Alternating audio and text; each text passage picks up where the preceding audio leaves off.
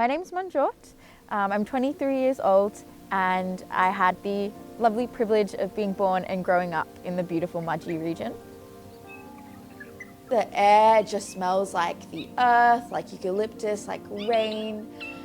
I grew up with a really deep sense of justice and wanting to help other people because that's what my parents have always demonstrated to me. And when I was 17 years old, I got a scholarship to go to school in Sydney, which I was really excited to do. Sydney was where people were talking about things, people were changing things.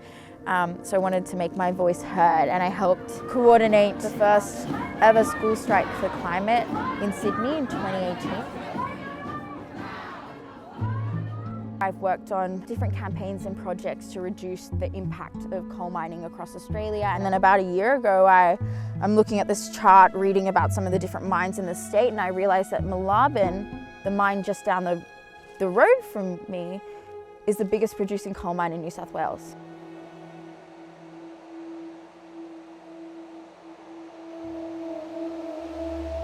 The climate change and the climate disasters that I was fighting to prevent were being fueled by coal that was being dug up right down the road from my hometown. And I realised that the fight that I was fighting for began right here where I grew up. It began where my story began.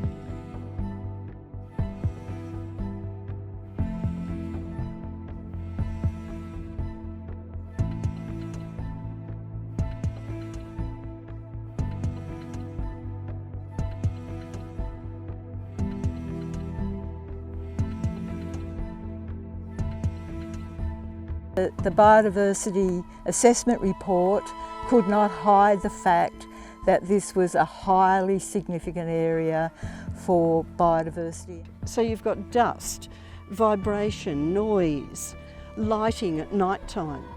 All of these things are huge disruptors to our animals. There's all these emissions and impacts on nature, but there's also a community at the centre of this story, the community of Wollar. There is not one single human being living between Wollar and Wollar. And what this whole and it would have used to. It was all farming families sending kids to the school. We all knew each other. I'm Bev Smiles. I'm a member of the Wollar community.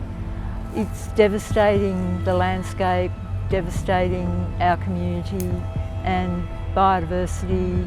And it has to stop. You know about mines and you know about having to move to electricity, and we know about that, but when you meet the people with the energy over decades, it's like inspiring. I'm just thinking, what can I do? we've got to keep going. This is the right way. We are looking for a huge campaign to tell both the state and federal governments that coal mining cannot continue to be approved. We have the intergenerational, the multi-faith, the multicultural, the multi-location power and representation to build the kind of pressure and movement to stop the next expansion. So I feel the hope and the gratitude, and I'm really excited to work together to take this story out